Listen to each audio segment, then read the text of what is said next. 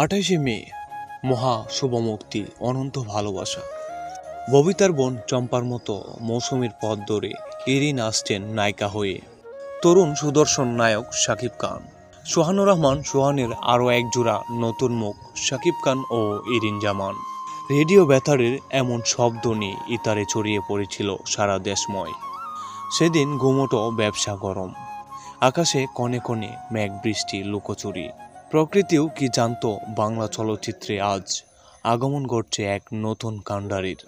হয়তোবা জানতো, কারণ প্রকৃতির শিক্ষা যে তার নিজের সত্তায়। হ্যাঁ, 28শে মে 1999 সালে আজকের এই দিনে ঢালিউডে আবির্ভাব হয়েছিল এক নতুন রত্ন ভাণ্ডারের, যিনি ঢালিউডে আরও 2 দেশসেরা তারকার আবির্ভাব কর্তা। সেই সোহানের হাত ধরে তারই সৃষ্ট মৌসুমী শাকিব আজও সমহিমায় দীর্ঘ দশক ধরে, যা তাদের স্টারডমের বিরল কৃতিত্ব।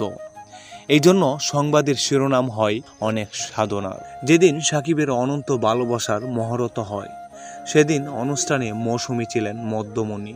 প্রথমবার বক্তৃতা শেষে, দ্বিতীয়বার ডায়াসের সামনে গিয়ে শাকিবকে উদ্দেশ্য করে বলেছিলেন, চলচ্চিত্র এমন একটি জায়গা, পা পিছলে পড়ে গেলে আর এগোবার পথ নেই। শুভকামনা রইল শাকিব খান ও ইরিন জামানের জন্য।